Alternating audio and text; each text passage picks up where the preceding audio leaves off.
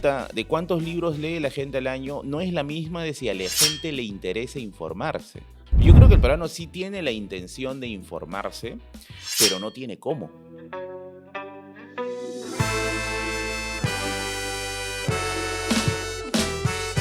Nos cuenta la historia de una manera muy amena, muy divertida, pero también rigurosa.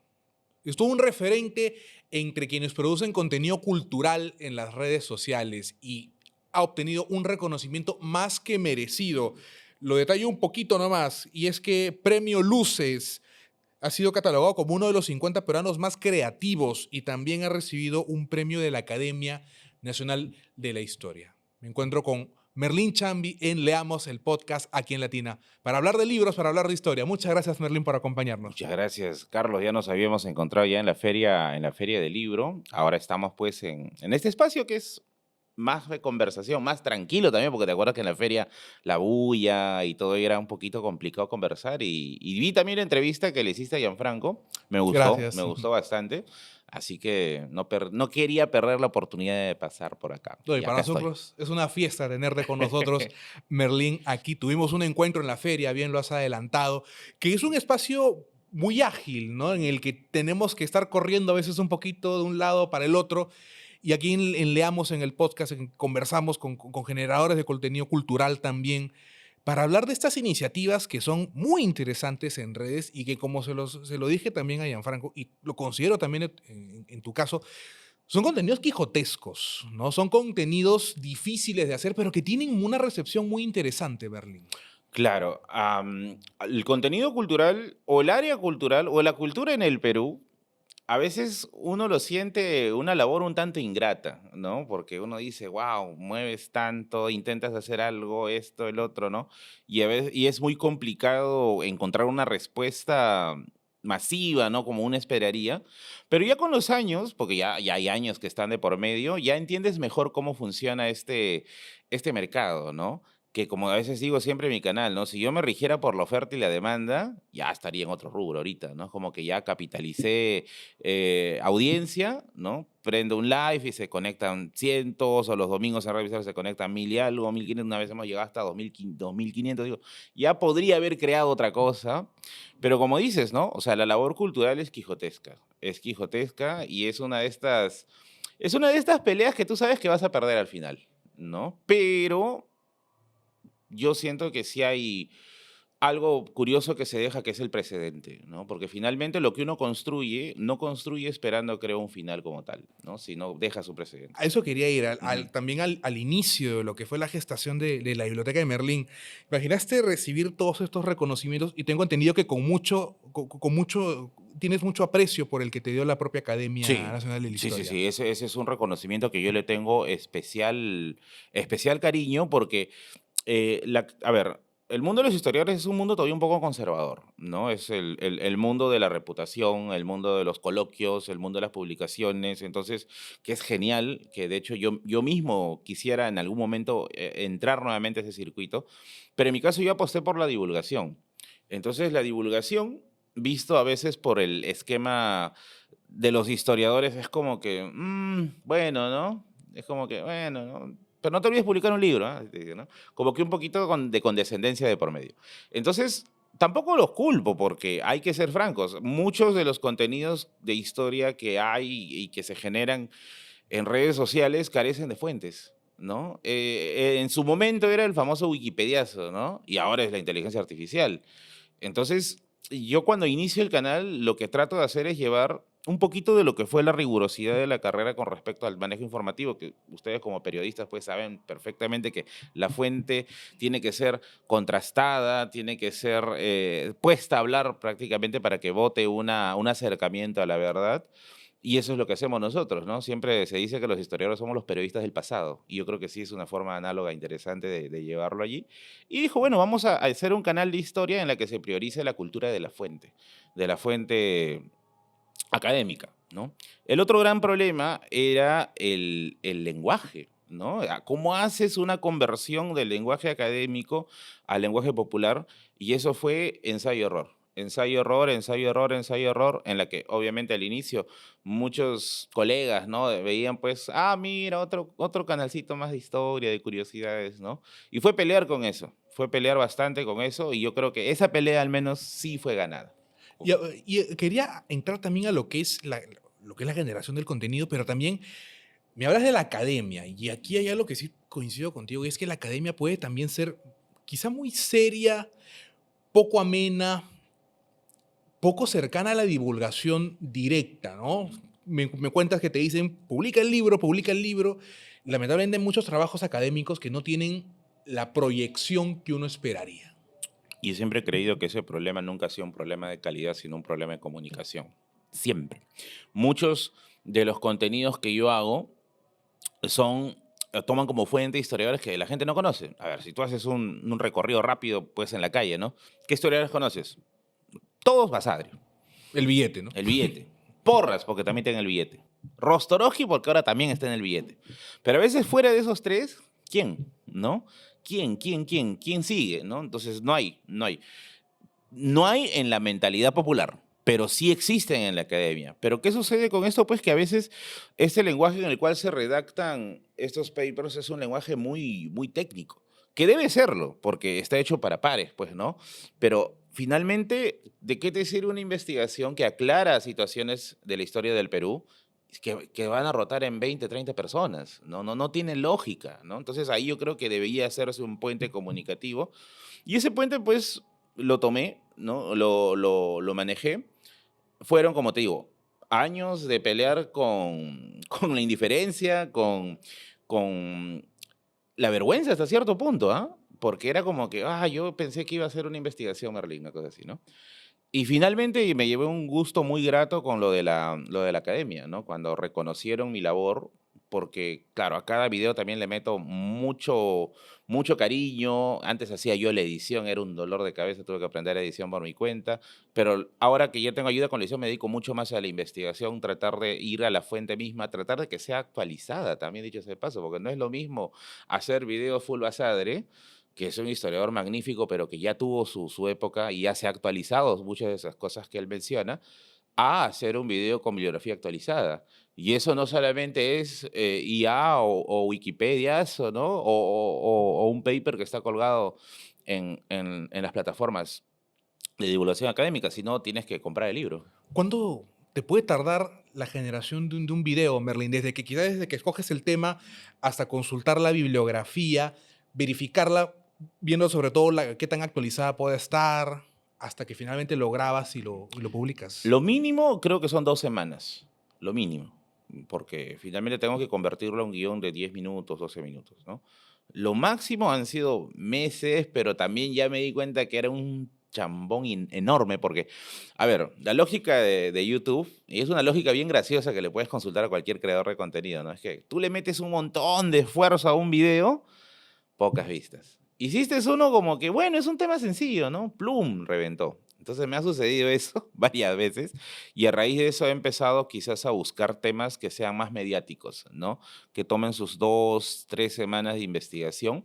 A eso añadido también que ya aparte del canal también trabajo en otras cosas también relacionado al temas de consultoría histórica y tengo que hacer investigación para ellos. Trabajo en la radio también, ¿no? Entonces con el podcast de Dudas Eternas también. Entonces ya como que los 7 días de la semana te quedan cortos, ¿no? Entonces ahí hay que empezar a priorizar y a administrar mejor el tiempo. Ahora, tú que lo ves entre tus seguidores, entre los comentarios que te puedan dejar en tus publicaciones, en las transmisiones que realizas también en Filarmonía, con Dudas Eternas también, hay un interés de los peruanos por la historia. Totalmente. ¿Hay un interés de los peruanos por historia? Sí, pero hay un interés por leerla, más o menos. O A sea, ver, son dos cosas distintas. Ujú. Por ejemplo, yo siempre he sido muy crítico con estas veces que hacen los noticieros de ir a la calle y preguntar a la gente, a ver, vamos a ver cuántos libros ha leído la gente al año, ¿no? Y es como que, claro, muchos te tambalean por ahí o dan respuestas que son risibles, ¿no? Pero, y esa pregunta de cuántos libros lee la gente al año no es la misma de si a la gente le interesa informarse. A veces lo intentan pasar como si fuera lo mismo. No leemos, por eso estamos así, ¿no? Yo creo que el peruano sí tiene la intención de informarse, pero no tiene cómo. ¿A qué me refiero? a ver, hablando estrictamente de lo que manejo yo, de lo que es historia. Si tú, digamos, un día te despiertas y dices, quiero aprender historia así de cero, ¿con qué libro empiezas? Alguien diría, bueno, que siendo el Perú, la referencia es Basadre. No, mueres inmediatamente. Basadre, los tomos de historia de la República, ese es el gran error de todos. Mandar Quieren a leer la iniciar historia de la con República. Basadre. Basadre es genial, es magnífico, pero no es un libro para leer la historia de forma orgánica, partiendo que inicia con la República. En segundo lugar, Basadre es un poco desordenado a la hora de escribir. No es como que estás leyendo un libro de colegio en el que él está detallado gobierno, obra, sino hay muchas cosas que Basadre termina haciendo pausas y va a hablar del tema cultural, va a hablar de, no sé, el teatro, el arte, ¿no? Luego vuelve nuevamente al tema principal. Entonces, si tú lees a Basadre quizá como una guía de cabecera, uno, te vas a perder, y dos, no lo vas a entender bien porque Basadre tiene la prosa de un abogado. Entonces es pesado, es muy pesado de leerse. Pero la mera mayoría se intenta iniciar con eso y cae, ¿no? Entonces ahí es donde viene la cuestión. ¿Cómo se inicia en esos temas? Ahí hay que buscar y otras alternativas que sean más cortas y que tengan un estilo narrativo más digerible, ¿no? Está Nación y Sociedad en la Historia del Perú de Peter Claren, por ejemplo, o Clase, Estado y Nación de Kotler, o Historia del Perú Contemporáneo de Cueta y Contreras, que de hecho son libros que te dejan en los primeros ciclos de la carrera de historia. O sea, no te dejan basar en el primer ciclo. Hay algún estudiante de historia que me diga, no te dejan basar en el primer ciclo. Lo que hace la universidad con respecto a la carrera de historia es que en los primeros meses tienes que pasar un proceso de desaprendizaje. Porque muchas cosas a veces de la estructura educativa que nos dan no son ciertas y no por una conspiración de que nos quieren embrutecer, sino porque a veces el profesor no se ha actualizado, ¿no? Hay muchas cosas de la historia que se tienen que actualizar en la currícula porque ya hay investigaciones modernas. Hay cosas, por ejemplo, metodológicas que también se tiene que abordar en ese sentido. Y también existe, pues, que el esquema de la historia que la gente estudia principalmente para ingresar, la famosa historia para preuniversitarios, es una historia que está muy mal planteada a mi juicio. O sea, se sirve para postular, pero como para entender o tener una visión crítica, no. No, porque tú no puedes, por ejemplo, te digo así brevemente, ¿no? ¿Cómo hacen con los presidentes del Perú? Presidente, obra uno, obra 2, obra 3. Siguiente presidente, obra uno, obra 2, obra 3. ¿Qué te están dando a entender allí? Es como que las obras nacen de la nada, ¿no? O los presidentes se suceden los unos a los otros. Pero si uno mira nuestra actualidad, los presidentes, cuando entra uno y sale el otro, hay un punto de conexión entre los dos, que es la reacción social, el miedo de, por ejemplo, del espectro económico, ¿no? O las alianzas políticas. Entonces es más dinámico, no es simplemente un pase de turnos, O ¿no? pensar en obra es quizá también una forma de ver la historia o ver a cada gestión presidencial como simplemente constructores de puentes o de carreteras que Claro, son ¿no? importantes. Obviamente, hay hitos en lo que es, por ejemplo, la construcción de la carretera panamericana o el ferrocarril que llega al Perú, pero también hay más aportes Hay que pueden mucho más haber, ¿no? espectro, ¿no? Y hablando Mm. solo de obra, también podemos ignorar también los problemas, llámese de corrupción o de incapacidad que se puede haber dado en cada gestión Hay presidencial. mucho defecto en ese sentido con respecto a la enseñanza de la historia, porque esta visión presidente ahora, es una visión extremadamente limitada. Y ahí es donde vienen preguntas que son preguntas que no son sencillas de responder, pero la gente piensa que sí. Por ejemplo, ¿quién es el mejor presidente del Perú? ¿Quién es el peor del Perú? Entonces, cuando hay un razonamiento breve, te dicen, ¿no? Pero es fácil, ¿quién hizo el que hizo más obras? Y el que hizo menos obras debe ser el peor, ¿no? Entonces, ese es un razonamiento muy básico. Y claro, si has tenido ese referente, el referente de la historia preuniversitaria, pues no la vas a hacer. Ahora, Mm. hablamos del interés que puede haber en los peruanos por conocer su historia, pero también hablamos de la mala experiencia que confiesan muchos, lo veo incluso en los comentarios de tus libros, una mala experiencia que tuvieron en el colegio.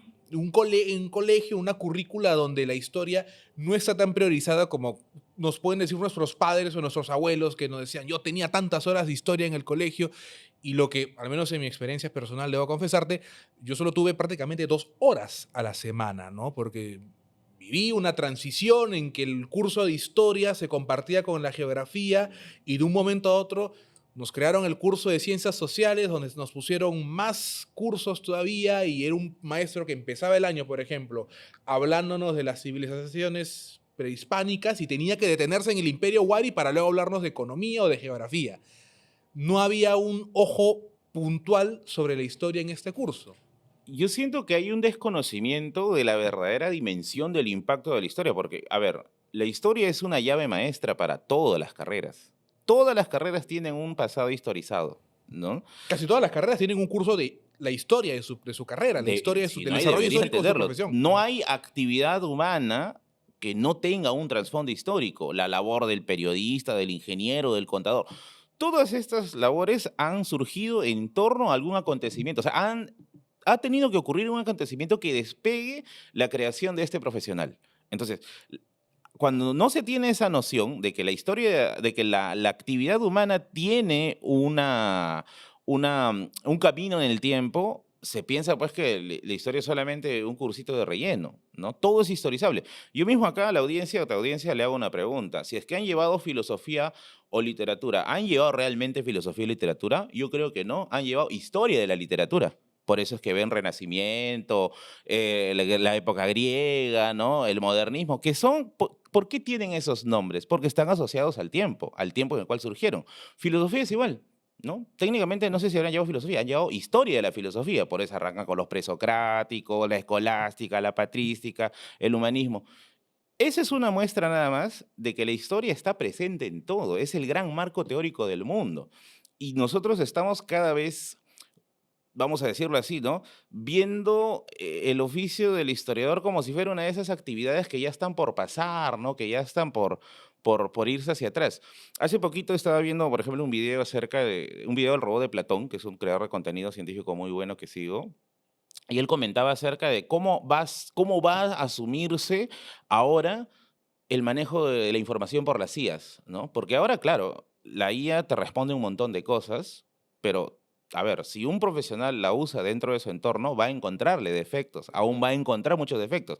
Claro, la gente dice, pero va a ser buena, muy buena más adelante. Ah, más adelante. ¿Y qué va a pasar la gente que está en este trayecto usándolo? Y que ya está confiando en ella. Que ya está confiando en ella, ¿no? Entonces, ahí escuchaba en este video de Robert Platón que una de las labores más importantes quizá va a ser la labor de los profesionales que manejan información, como los periodistas o los historiadores para el caso del pasado, para ir determinando la construcción de estas realidades que la IA crea, que nuevamente, para un profesional puede hacer la discriminación, pero para un estudiante de colegio, de academia, universidad que está en formación aún no puede y le queda simplemente la confianza, ¿no? Entonces, es, creo yo, de urgencia comprender de que la historia es el marco teórico de todo, es el gran marco teórico del mundo. Un marco teórico, pero que también nos puede llevar a conocer nuestro pasado, a conocer cómo hemos ido avanzando como sociedad, pero que también, como lo mencionamos, se puede terminar quedando en una pregunta de examen de admisión, ¿no? En el que con solo saber que existieron los Paracas Cavernas y los Paracas Necrópolis ya se cumplió, pero hay mucho más allá. Hay quienes critican la forma en que se enseña la historia en los colegios. Hay quienes asumen hasta una posición conspiranoica, en la que nos dicen, te han enseñado la historia de esa manera porque no quieren que sepas más. Aunque también lo que podemos llegar es que a la conclusión es que con tan poco espacio, con tan poco tiempo, mejor dicho, que hay en los colegios para la historia, se enseña un resumen de lo que se puede enseñar, ¿no? Y a veces hay tareas titánicas de maestros que tienen que saber cómo llevar un curso de historia. Y mira, vamos a incrementar más esa urgencia de pregunta, porque, a ver, imagínate, tú tienes tu hijo que ha estudiado en un colegio y acabó el año, no sé, acabó el año con virreinato, lo cambiaste de colegio y inició, por ejemplo, con presidentes de la segunda mitad del siglo XIX. Ahí tiene un hueco. Esa es la situación de mucha gente que entra en el colegio, llevó cierto periodo, lo cambiaron de colegio, inició, ponte, 200 años después, ¿no? Y hay un hueco enorme ahí que no saben cómo rellenar. Claro, acaba con las reformas borónicas a Claro, medias. acaba con la reforma y apareciste con Verdún, Castilla, pues. ¿no? Una cosa así. Claro. ¿No? Ese es uno de los grandes problemas, ¿no? Y muchas veces el padre no está preparado para poder identificar estos saltos, ¿no? Simplemente confía en lo que hace el colegio y punto, ¿no?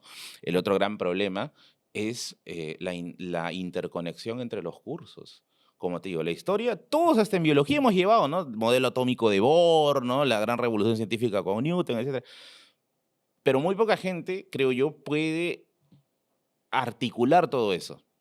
Que historia está conectado con historia universal. Historia del Perú está conectado con historia universal, está conectado con filosofía, está conectado con literatura, está conectado con las ciencias, está conectado con las matemáticas, ¿no? Por el tema de los números arábigos, por ejemplo, ¿no? O sea, hay una suerte de gran conexión con todo, que se obvia porque muchas veces es una labor complicada, ¿no? El mismo colegio o el mismo docente, ¿no? Que lo ve difícil articularlo todo, unificarlo todo, pero que sería un paso enorme, ¿no? Ahí ya entenderías quizá por qué la historia con el manejo del pasado te explica pues todos los cursos, ¿no? De alguna forma vas a entrarle al conocimiento de la lógica de todos esos cursos, ¿no?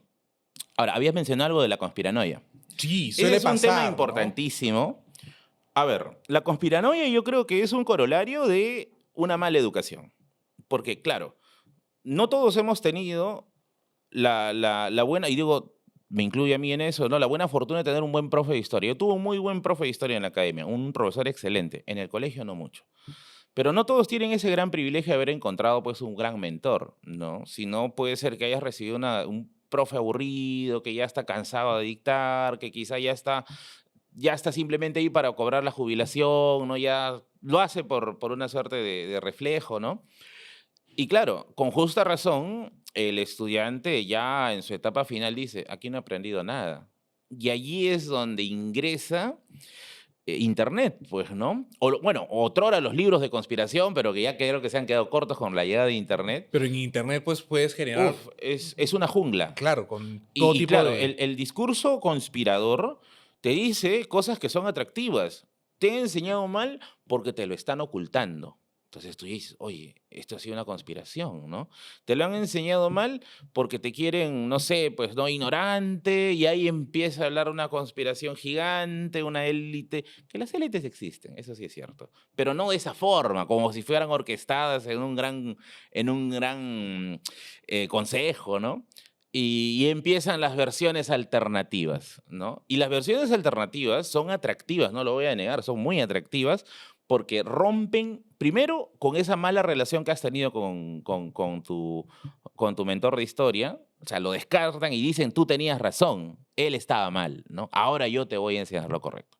Y segundo, porque utilizan un lenguaje muy agresivo, ¿no? Es todos están mal menos yo, ¿no? Yo te voy a traer la verdad, yo te voy a traer la verdadera información y empieza pues todo el aparato, ¿no? Por ejemplo, fakes, ¿no? De la batalla de Ayacucho no existió, ¿no? Es una de las fakes más famosas, ¿no? Te ocultaron el nombre de Atahualpa, ¿no? Entonces, esto pega mucho en jóvenes, mucho, mucho en jóvenes, quienes han visto y han identificado, porque yo creo que los jóvenes ya son más vivos que antes, ¿no? Han identificado que sí, ya les enseñan por enseñar, ¿no? Y buscan estas alternativas en Internet, que son muy vistosas, dicho sea de paso, y tienen pues preocupantemente una cantidad de likes enorme, ¿no? Sobre todo he visto esto que se ha difundido mucho en redes sociales de contenido rápido, como TikTok, ¿no? Que vuelan como la pólvora. Y vuelan como la pólvora y nos encontramos también pues con poca rigurosidad o nula Mm, rigurosidad en todo caso. Y ahí es donde entran a tallar pues, el contenido cultural bien trabajado, con fuentes, que es lo que mucho se ha reclamado en tantos contenidos, ¿no? Dónde se respalda, y es lo que tú también realizas, ¿no? Consultando bibliografía, consultando autores que estén actualizados al respecto, porque me pones la imagen de un maestro que ya está cerca de retirarse, quizá con poca actualización de su curso. Volvemos un poco quizá a Basadre, que quizás se quedó con la historia de la República de Basadre y no ha ahondado en lo que se ha publicado después, ¿no? Mira, qué bueno sería si fuera con Bazar incluso, ¿ah? O sea, yo he visto profesores que aún enseñan usando a Pons Muso, Gustavo Pons Muso, que claro, tuvo su época, pero ya hay cosas nuevas, ¿no? O estos famosos libros de Juan Carlos Benavides Estrada, ¿no? Que yo estudié con ellos también. Y claro, después ya cuando entras a la universidad y empiezas a trabajar con bibliografía actualizada, tú dices, ah, caramba, esto no digo que lo hayan hecho mal, lo hicieron bien en su momento, ¿no? Por eso siempre se busca la edición más actualizada de un libro, ¿no?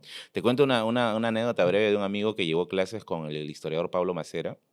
En paz descanse. Fui alumno de Pablo Macera y él me dijo algo, ¿no? Me dijo, presentarle un trabajo a Pablo era razón de miedo, porque Dice que tú hacías un trabajo de investigación, decías, doctor Macera, acá está mi trabajo. Macera ni siquiera leía ni el índice, ni el trabajo en tal, se iba a la bibliografía, de frente a la bibliografía, ¿no? Si tú tenías ahí bibliografía de más de 20 años de antigüedad, no sirve, rehazlo, hay nuevas cosas, ¿no? Hay nueva información. Y tiene sentido, pues si has trabajado con fuentes antiguas, con fuentes muy antiguas, y has hecho una investigación tentando al presente, ya estás desfasado, ¿no? Estás totalmente desfasado y tienes que volver a buscar, ¿no? Entonces ahí ya entras en un punto ya más complicado. Claro, todos los autores clásicos por algo han sido clásicos, ¿no? Pero existe también la actualización, ¿no? En todas las carreras en general. Finalmente, es eso, ¿no? Entender de que hay también un desarrollo de la investigación que poco a poco se sigue generando más. Tú has estudiado la carrera profesional de historia en la Universidad Federico Villarreal y definitivamente pues, estás encontrado con por dónde van los estudios de historia en estos momentos, qué es lo que más interés va generando entre tu promoción, entre quienes han estudiado contigo la carrera. Claro, yo le atribuiría más que a la universidad a socializar con gente de otras universidades. Porque claro, tú en la carrera, yo nunca me he preciado ser un buen alumno. Yo siempre he sido un alumno regular para abajo, pero sí soy un buen lector. De eso sí me puedo apreciar. Y claro, cuando tú llevas un curso en un determinado lugar, tú llevas el curso de acuerdo a la complejidad del profesor, ¿no? O sea, si el profesor tiene un determinado número de lecturas sobre el tema, tu universo de conocimiento está dentro de ese determinado número, ponte 10, 15 lecturas, ¿no? Entonces, para mí fue una experiencia muy grata cuando empecé a ser conocidos, por ejemplo, en San Marcos y en Católica. Y ahí tú te dabas cuenta que el curso era pues más complejo, ¿no? Y había un proceso de intercambio de información en la que finalmente tenías ya la complejidad de tres docentes, ¿no? Sobre cierto tema. Eso para mí fue revelador, porque ya decía, mira, ya le puedo encontrar falencias a mi universidad, ya sé en qué puntos más o menos ya estamos tratando con quizá bibliografía un poquito pasada, y también me permite conocer las fortalezas y debilidades de las otras cátedras, ¿no? Que ahora me imagino que se habrán actualizado, habrán cambiado los docentes, todo, pero eso siempre es un consejo que yo doy, ¿no? Cuando uno entra a una carrera, que no se quede solamente allí en su círculo, ¿no? Visita otras universidades y entiende las otras complejidades, ¿no? Y eso ayuda bastante. ¿Cuáles son los temas de historia que más le interesan a tu público, Merlín? Estudios culturales, definitivamente. Todo lo que tiene que ver con identidad, todo lo que tiene que ver con el sistema ideológico, por ejemplo, ¿no? El tema de la religiosidad, el tema de la ideología entendida como política también, ¿no? Le llama mucho la atención ese tipo de temas. Historia es como la medicina. O sea, existe un médico, pero tiene especialidades, cirujano, etcétera, ¿no?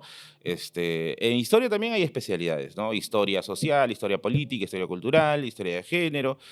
Historia de las mentalidades, que es el área en la cual yo me estoy tratando de especializar, que es mi área favorita, hecho sea de paso, y me he dado cuenta que a la gente le gusta mucho ese tipo de situaciones, ¿no? Saber los cambios de mentalidad, ¿no? Que ha ocurrido. Después, otra variante que le gusta a la gente mucho es la historia de las guerras y los límites, ¿no? Que es una suerte creo yo, ¿no?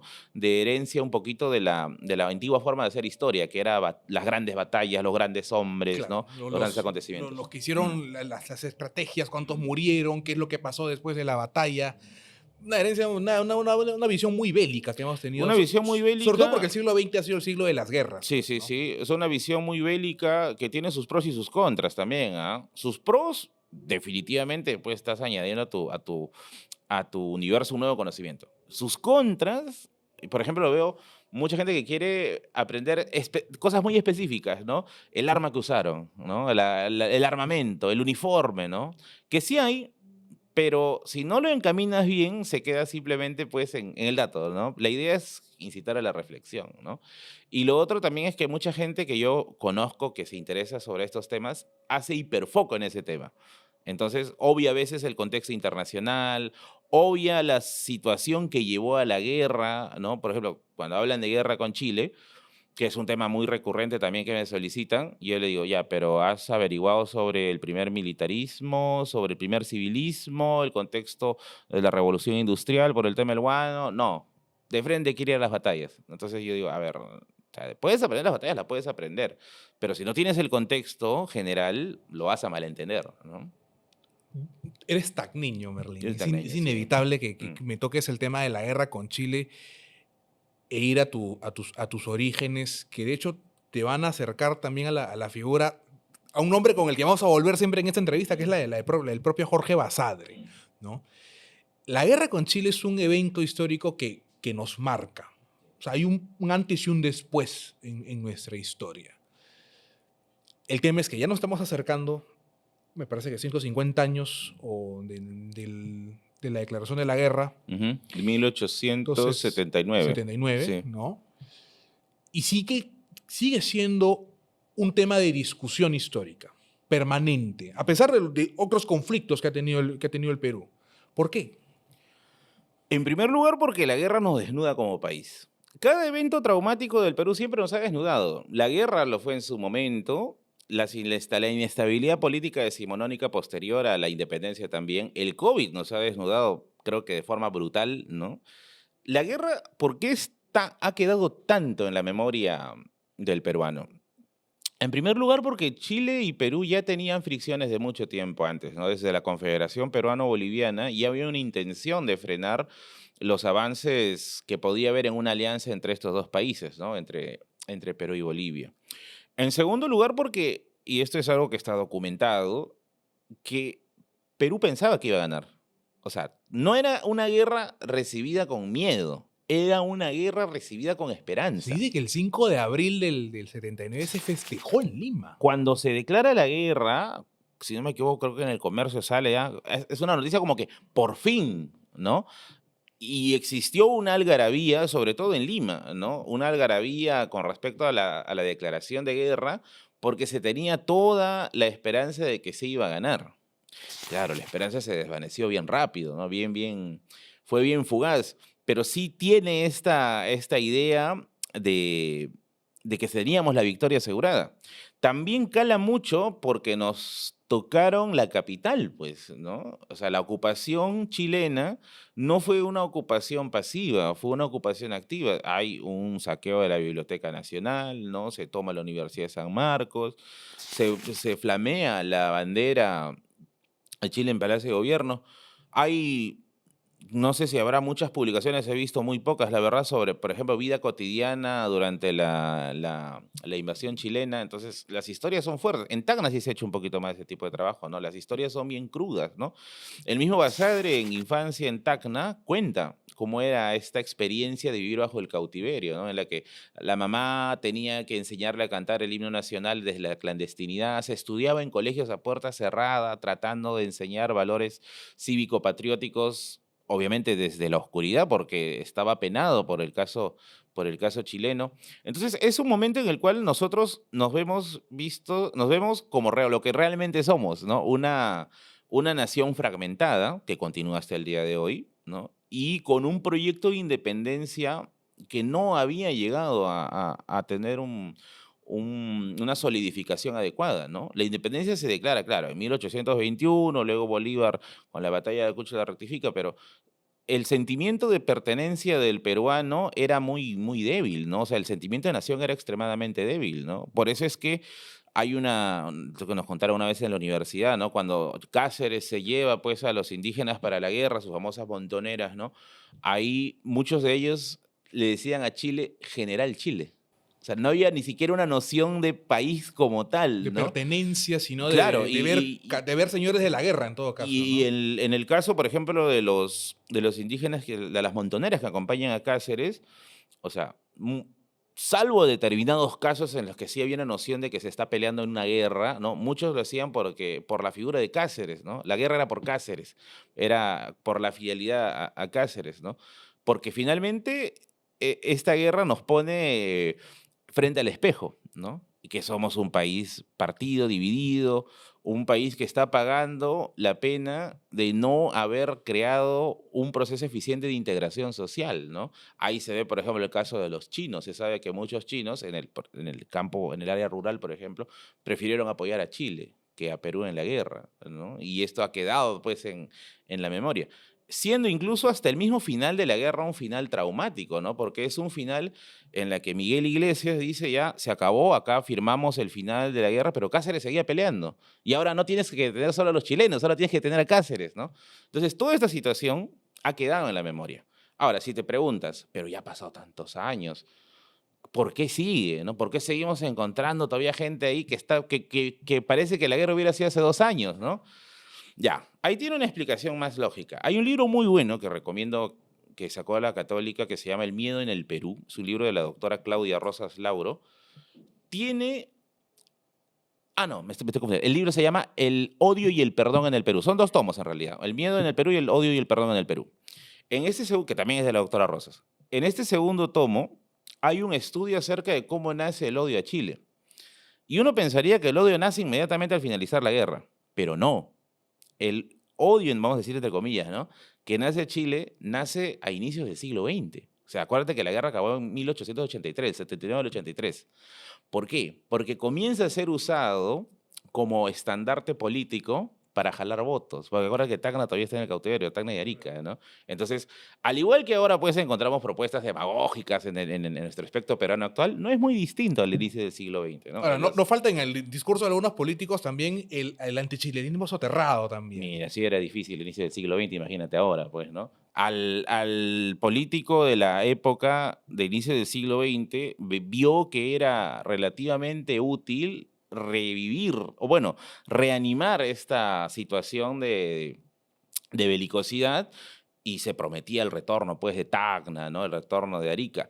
Porque lo que te comenta el artículo es que después de la guerra, más que un odio, existió un sentimiento de tristeza y confusión, porque era ¿por qué perdimos? ¿No? Las respuestas que se ensayan son bien fuertes, la verdad. Una de ellas que sí me impactó mucho cuando lo leí era de que se atribuía que el peruano tenía una raza inferior, ¿no? Eso incluso está en contexto con lo que mencionan, por ejemplo, lo que sucedió en Chile en este libro de Carmen McEvoy y Gabriel Cid. El terror en Locañas, ¿no? No. El de Gabriel, ese es de McEvoy, pero el otro es de Gabriel Cid con Carmen McEvoy, que es los años de la Guerra del Pacífico, que sacó el IEP en la colección La de historia mínimas. mínima, ¿no? Exacto, Claro. ¿no? Ahí, por ejemplo, hay una parte que es la parte final prácticamente del libro en la que te dice, ¿no?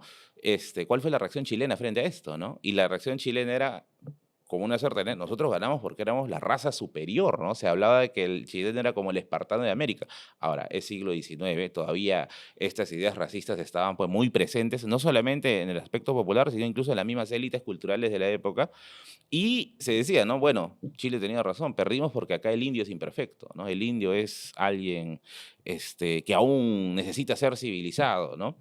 Desde un punto de vista paternalista, esa idea del buen salvaje, ¿no? Y posterior a ello, ya a raíz del ascenso de las campañas políticas, cuando ya el Perú está en su proceso de reconstrucción, se agarra la idea pues, del Chile nuevamente para tener un concepto de unión, porque la unión no solamente se da por lazos de afinidad, también se da por lazos de enemistad compartidos, ¿no? Nosotros nos unimos por lo que queremos y por quién odiamos. Entonces era una herramienta útil para cohesionar y ganar votos, obviamente, ¿no? Pero otro tema que veía que comentabas tú que como pedido de tus seguidores Mm.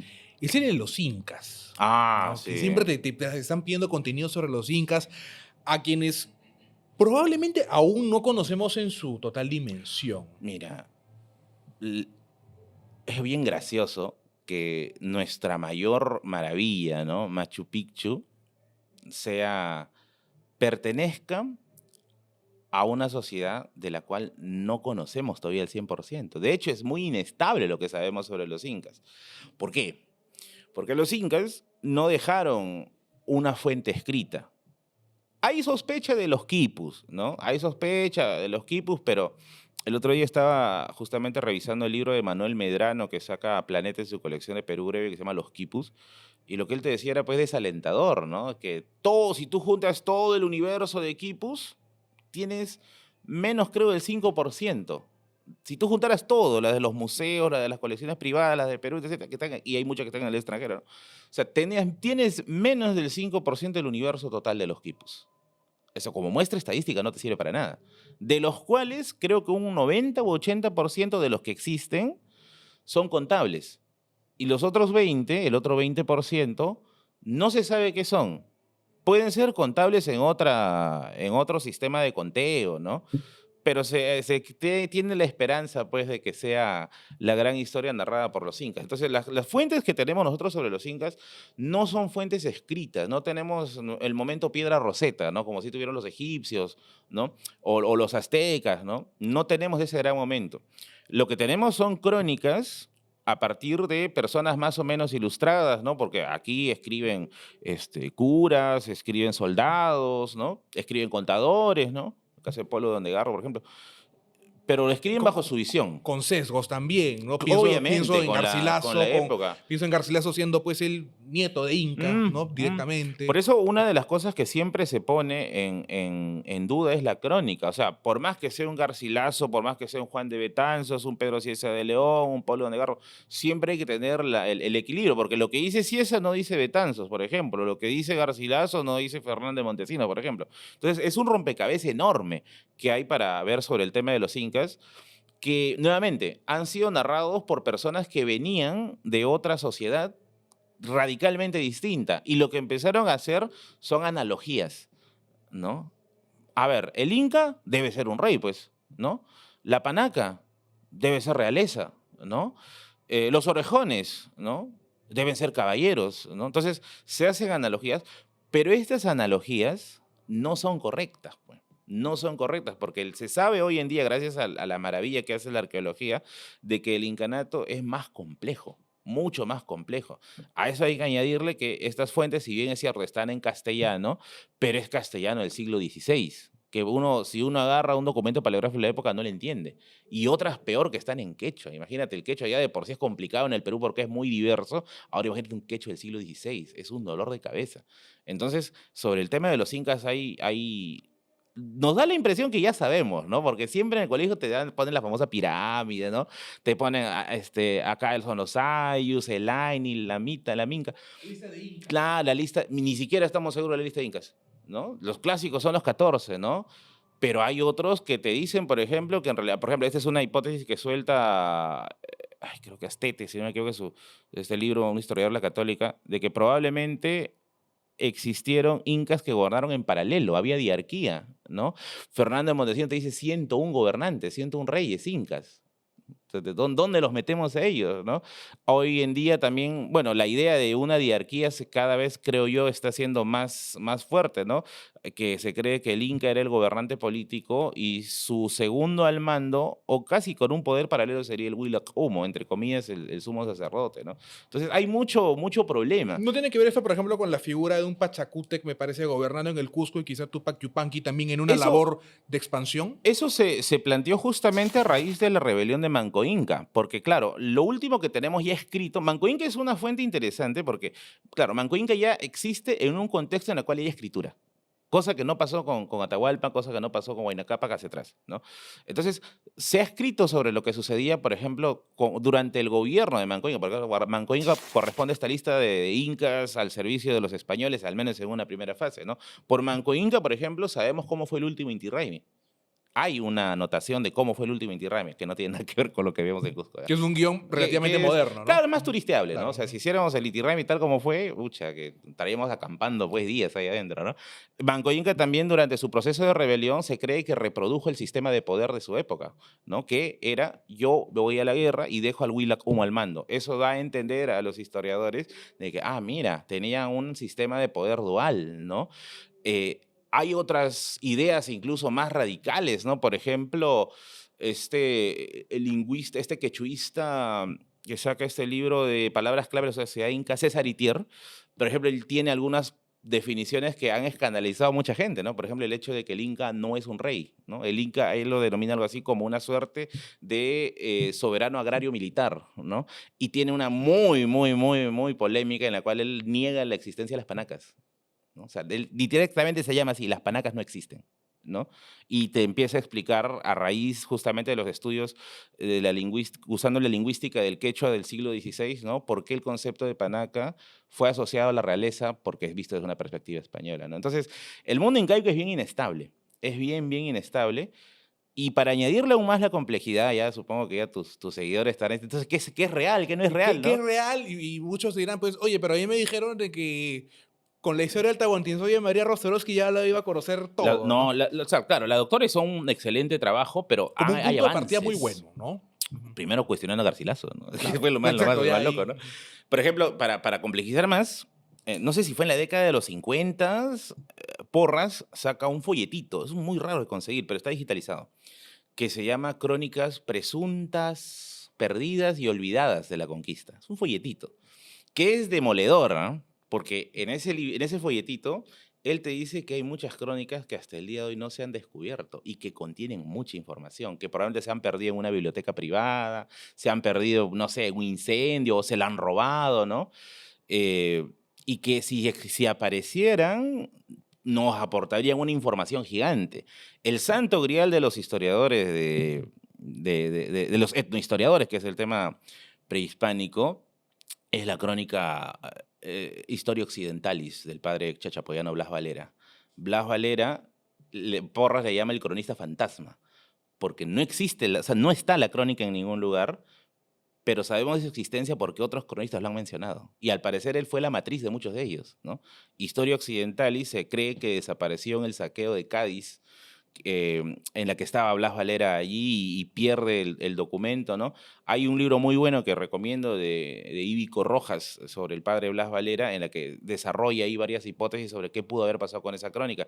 Pero esa crónica, si apareciera, revelaría un montón de cosas, ¿no? Grandes misterios del incanato, ¿no? Por ejemplo, ¿qué pasó con estos telares que mandó a pintar Pachacútec supuestamente con la historia inca, el Poca en cancha, ¿no? ¿Dónde están los quipus narrativos, ¿no? ¿Qué fue de los quipus narrativos? Hasta ahora no se ha encontrado, ¿no? No hay, y parece que no va a aparecer tampoco, ¿no? Está por ahí, ¿no? ¿Cómo fue su sistema de sucesión, ¿no? Si es que realmente existieron 14 o esa lista de 14 la doblamos así y en realidad eran incas paralelos, que también se mantiene, se cree esa posible teoría, ¿no? Entonces, hay varios misterios ahí que están, pues, circulando, pero nuevamente, volviendo al inicio de nuestra conversación, circulando en el mundo académico, Que se quedan en un que se espacio queda muy allí. pequeño. Sí, sí, sí. Hace poquito, por ejemplo, ¿qué día estamos hoy? Bueno, el día que estamos El día que grabando, damos, ¿verdad? Cada cual. Ujú, ya, no sé qué día estamos. ujú. Pero ayer subí un video, por ejemplo, a mi canal, de una polémica, una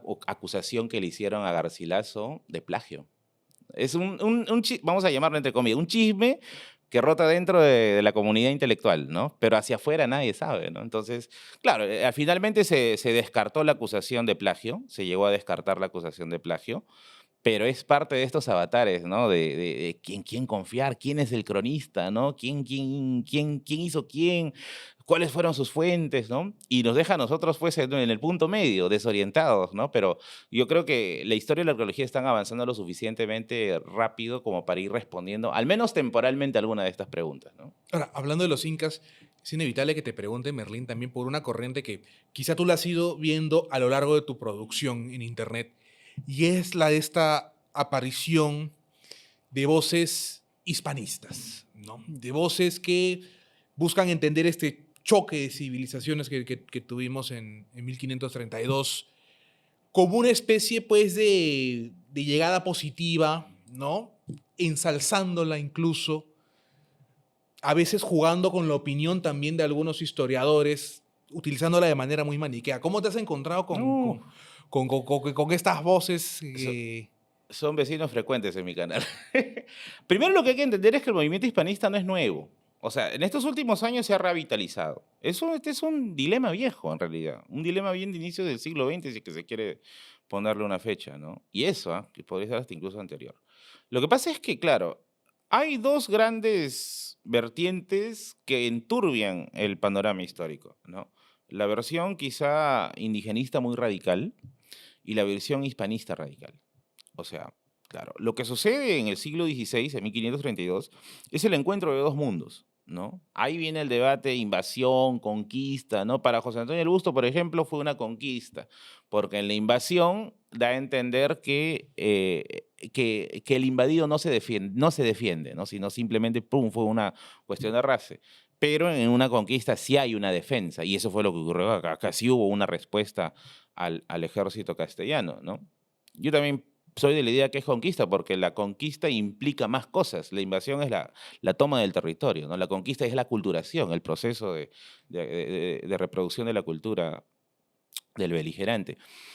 Y en este proceso, pues, en las ideas hispanistas hay la idea de una suerte de que esta invasión fue un legado positivo, ¿no? ¿Fue positivo o no? Yo creo que la respuesta uno la puede tener mirando el Perú actual, ¿no? O sea, vivimos una sociedad sincrética. No somos una sociedad ni española ni tampoco incaica, ¿no? O sea, nosotros tenemos fiestas patronales en las cuales ahorita la gente está venerando a la Virgencita y luego se va a ir al cerro a hacer el pago, ¿no? Nuestra propia historia es la historia de las migraciones de todo tipo, ¿no? Y también, pues, evidentemente, esta migración, perdón, este proceso de conquista, o sea, tampoco ha sido ni un favor, ni algo que se ha hecho pues con besos y abrazos, Desde luego, ¿no? porque hay quienes dicen, mira, llegó aquí el conquistador también, pero también se concedieron títulos a la nobleza cusqueña, a la Es que nobleza la andina. nobleza hizo lo que hace todo círculo de poder en una conquista de la historia universal. Se acomodan al ejército que ha ganado. Es que es lógico. A eso, o a menos que quieras morir, pues, como Constantino XI en la asedio de Constantinopla, ¿no? O sea, ahí muriendo heroicamente, ¿no? O sea, las noblezas se acomoda al sistema. Y los incas también lo hacían. Cuando conquistan una etnia, lo primero que se hace es tratar de elaborar nexos con el conquistado. Primero nexos por las buenas, ¿no? Te doy una esposa, por ejemplo, sabe que en la Yaguasi, las aclias, algunas de ellas, no todas, pero algunas de ellas estaban destinadas a ser esposa de estos curacas o estos gobernantes para entablar alianzas matrimoniales, ¿no? Se te dice, no, oye, tus redes de poder se van a mantener, solamente ahora respétame al Inca nada más. Y ese es un sistema que se puede ver en todos lados. Los europeos lo hacen con sus casas reales, por ejemplo, ¿no? Cuando hay un proceso de conquista se trata de buscar. ¿Qué hizo Napoleón, por ejemplo, cuando invade España en inicio del siglo XIX? No intenta acoplar a su hermano como rey ahí adentro, no intenta introducirse en el sistema de poder, claro, con fracaso, evidentemente, porque la sociedad española era mucho más cerrada. Ese sistema se reproduce en todos lados. Y acá también sucedió, claro, muchos de estos nobles son reconocidos por el sistema español, son graficados en el arte, ¿no? Como nobles ahí, ¿no? Tuvieron voz en España incluso, pero hay que ver que la historia no solamente es la historia de la autoridad, pues. También es la historia, También es la pues, historia del de... indio que iba a la mita, ¿no? mm, Que iba llevado, pues, a las minas, que iba llevado a Por la... ejemplo, cuando yo comento eso, ¿no? Ya, yo no te niego que se haya habido un reconocimiento de los títulos nobiliarios, o sea, sería ilógico negarlo porque la evidencia está allí, la historia del arte y la historia del derecho lo demuestran. Pero también existió un movimiento en contra. Podemos citar el Taquioncoy, por ejemplo, ¿no? Que existió. También existieron situaciones en las cuales vamos a decir, a ver, este proceso no fue hecho con amabilidad. El tribunal, perdón, la extirpación de la idolatría, por ejemplo, ¿no? En la cual ya se procede después del Tercer Concilio Limense con la destrucción de la cultura mesiánica andina, ¿no? Ahí mismo se revela, por ejemplo, que ahí es donde se destruyen quipus, ¿no? Muchos quipus de estos se destruyen en este proceso. Va a haber un proceso de satanización de las divinidades andinas, ¿no? Ahí es donde ya la huaca es el demonio, al Supay, al pobrecito Supay lo redujeron pues a un diablo, ¿no? Eh, y eso también va acompañado, obviamente, de un interés, ¿no? El IFEA tiene tres, o ya creo que están en el cuarto tomo de escrito de historia andina. Pierre Dubiol, no sé, creo que es el tomo 13 en el que comenta la extirpación de la idolatría.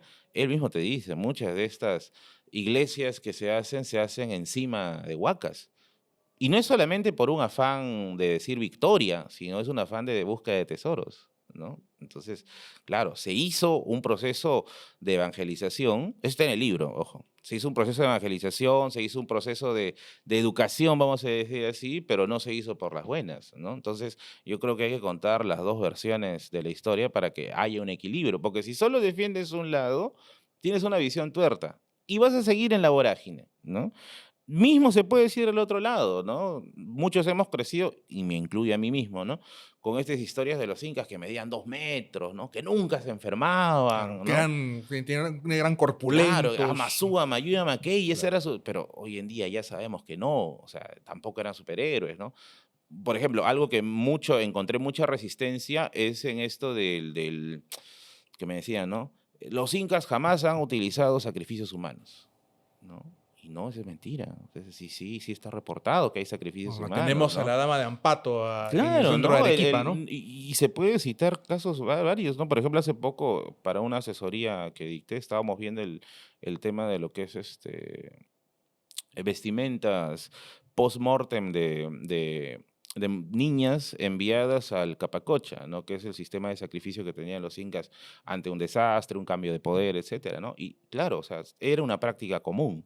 Entonces, a veces hay estas versiones de los dos lados, ¿no? Versiones que intentan santificar, pero, o sea, finalmente la historia es lo que sucedió, ¿no?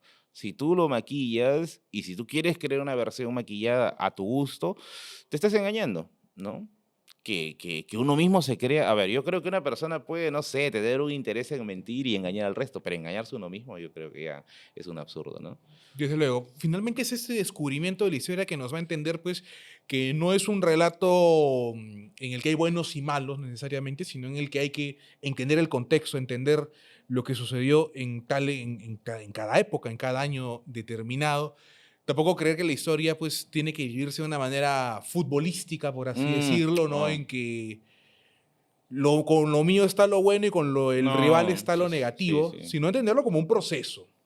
Claro, o sea, hay, por ejemplo, otra de las taras que veo por allí es pegarse mucho a la legalidad, ¿no? Por ejemplo, a mí me decía, no, mira, pero Merlín, acá esto, las leyes españolas decían esto y mira, está ahí en el papel. Pero yo le digo, a ver, las leyes peruanas actuales dicen que estamos protegidos, ¿no? Y creo que la legalidad como tal no refleja la realidad, ¿no?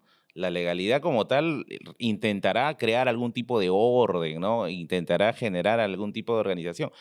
Pero en el mundo real, la realidad es más dinámica, ¿no? Entonces, no simplemente apegarse a la literalidad del acontecimiento. Y esto se puede aplicar a cualquier evento, ¿no? Por ejemplo, claro, después de la independencia se habla, todos somos iguales ante la ley, ¿no? Ya no existe la nobleza, ¿no? Bolívar elimina la nobleza. Todos somos iguales ante la ley.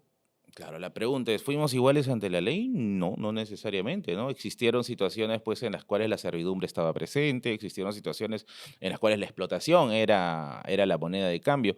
Entonces, entender siempre la situación en todo su contexto. El ser humano es complejo, ¿no? Tiene dimensión política, económica, social, cultural, y yo creo que una valoración en ese término, en términos holísticos, ¿no?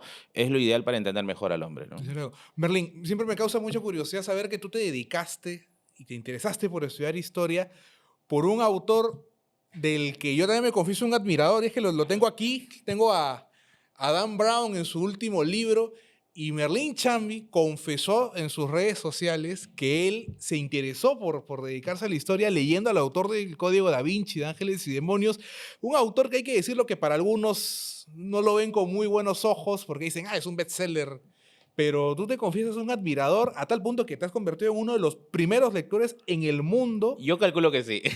en Yo haber calculo que leído El sí. Último Secreto. Claro, yo calculo que sí, porque lo acabé en 11 horas desde el lanzamiento virtual, porque primero salió de la forma virtual. Y yo no he tenido nunca miedo en decirlo. Yo soy fan de Dan Brown. A ver, no es Borges, definitivamente, ¿no? Pero le tengo mucho cariño porque lo leí desde niño. O sea, los puntos de empuje para poder tomar mi vocación y hacerlo carrera son varios, ¿no? Está un muy buen profesor, está mi abuelo definitivamente, mi gusto por la lectura, y dentro de ellos también estaría definitivamente Dan Brown. Es un autor que, claro, es ligero de leer, es un autor, vamos a decir, de esta forma orientado quizás a alguien que busca una lectura ligera, una lectura rápida, una lectura cómoda. Es un autor que te presenta ya todas las variables allí, no hay que romperse mucho la cabeza, ¿no? Hasta cierto punto quizás se puede decir un poco predictible, pero a mí me llama mucho la atención porque mezcló dos cosas que a mí me encantaban. La novela policial o los cuentos, bueno, yo soy más de leer cuentos, ¿no? Las tramas policiales con la historia, ¿no? El primer libro que leí de él fue El Código Da Vinci, que un profesor de colegio me lo recomendó y me encantó, ¿no? Me encantó, me pareció genial y dije, ay caramba, este señor debe tener más, ¿no? Y ahí es donde empecé a devorar pues las novelas. Y yo le tengo un cariño enorme porque el autor llega a mí en un momento complicado de mi vida, ¿no? Un momento en el cual pues era un poco inestable mi situación y me sirvió, fue mejor que cualquier libro de superación, la verdad, ¿no? Me ayudó bastante y me ayudó a definir bien cuál es el trabajo de alguien que hace, que elabora con el pasado, ¿no? Claro, Robert Landon, que es el protagonista, es un especialista en símbolos, pero es un historiador, técnicamente, ¿no? O sea, maneja el tiempo, maneja el pasado, conoce los Maneja las contextos. referencias Es un históricas. historiador, básicamente. Solamente que le han puesto... Era más interesante, creo, decirle especialista en simbología, ¿no? Quizás una decisión ya de la editorial, pero me gusta bastante. Y cuando salió El Último Secreto, para mí fue el reencuentro con un amigo, ¿no? El reencuentro con un amigo y lo leí de tirón. O sea, para mí fue, acá me siento y acá me muevo solo cuando lo acabe y pues se cumplió. Y la verdad es que es un libro interesante, entretenido. Nuevamente, no esperen a Borges, a Vargas Llosa, ¿no? No esperen a quizá los autores de la complejidad de la que muchos quizá ya leen, pero sí es un libro divertido, accesible y es lectura entretenida. Perfecto, Merlín. Poco a poco lo estamos leyendo porque es un libro que de hecho acaba de salir, ¿no? Hace unos pocos días, pero igual, Dan Brown creo que ha llevado a mucha gente a la lectura. Y como te decía, detrás de cámaras Claro, hay mucho lector de Dan Brown de Closet. Bastantes. de hecho, y también ha hecho que mucha gente salga a viajar y a conocer ciudades por él. Porque es lindo el ejercicio que hace Dan Brown de situar en una ciudad todo un evento. Y yo digo, las descripciones de la Roma que hay en Ángeles Oh, y es Demonios son maravilloso, hermosas, sí. ¿no? O ese viaje entre París y Londres en el Código Da Vinci está muy bien De hecho, trabajado. yo muchos años he querido que mi primer país de viaje sea el Vaticano, sea el país del Vaticano, o la Roma, ¿no? En ese caso, ¿no? Yo me muero por ver el éxtasis de Santa Teresa, ¿no? Como lo describe ahí en Ángeles y Demonios, ¿no? Entonces, claro, las novelas de Dan Brown, de la saga Robert Landon, tienen esa característica, ¿no? Que van buscando la historia, van buscándote, pues, en una trama de conspiración, obviamente, porque es una novela de corte más o menos policial, ¿no? Van buscando el artificio, ¿no? La complejidad del villano, que se siente, creo, más en el Código Da Vinci y en Ángeles y Demonios, pero en los demás también le he ido añadiendo, ¿no? Por ejemplo, el caso de Inferno, cuando está en Italia, ¿no? En Italia, referente, pues, a la descripción del infierno que hace Dante, ¿no? O sea, son referencias interesantes. Y yo digo, ¿no? Yo no tengo ningún problema en admitir que yo soy fan de Dan Brown, ¿no? Pero yo conozco a gente que sí tiene problemas, ¿no? Dice, no lo voy a decir, me van a devaluar como lector. No, no tiene que leer lo que le gusta, Hay que pues, ¿no? asumir los gustos literarios, tal Claro, cual. claro, claro, ¿no? O sea, si hay gente que... Es que hay un problema también ahí, Carlos, el tema del esnovismo, ¿no? El tema del esnovismo. Por ejemplo, un snob sea, es alguien a ver, claro, todo el mundo quiere ser un intelectual, quiere saber cómo serlo, ¿no?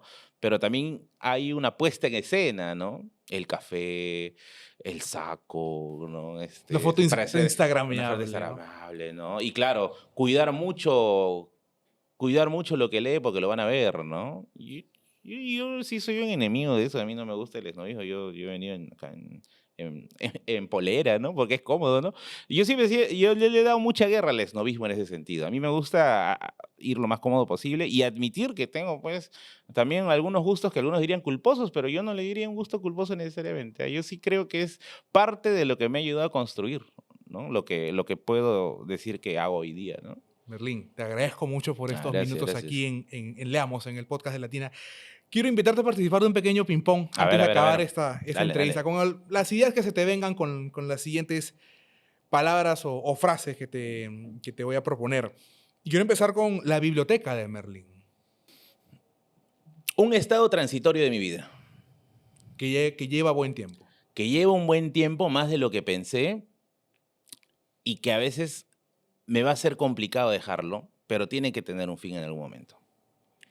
Jorge Basadre, Coterráneo, maestro, y que definitivamente es parte de la historiografía del Perú, pero tiene que ser superado. Y él mismo lo menciona a sus discípulos, a Galindo y a Burga, en un documental que saca sobre el Perú, le dijo, ustedes tienen que superarme, no se queden conmigo. Y ese mensaje creo que aplica para todos. el Perú. ¡Wow! Me quedo con Basadre. Problema y posibilidad. A veces más problema que posibilidad. Tacna, Oh, mi mundo. El lugar donde quiero terminar mi vida. Lima, Mi residencia transitoria hasta llegar a Tacna. Ray Bradbury, Uy, Ray Bradbury es una de las personas que me salvan la vida. definitivamente. Crónicas Marcianas. Y hay mucha gente que tiene el problema de decir cuál es su libro favorito y dice, no, te diría como 30. No, yo sí creo que es muy sencilla la respuesta. Un libro que te ha cambiado la vida. Yo digo Ray Bradbury. El mejor libro que he leído en mi vida, Crónicas Marcianas. Mi vida. Y lo último, dudas eternas. Uf, un lugar en el cual he conocido dos personas maravillosas. No necesariamente estamos de acuerdo en todo, pero yo creo que sí son diferencias sanas las que nos unen. Y las afinidades que tenemos definitivamente es la difusión. Y es un espacio de debate y de Un espacio de conocimiento. conversación, debate. Es una familia.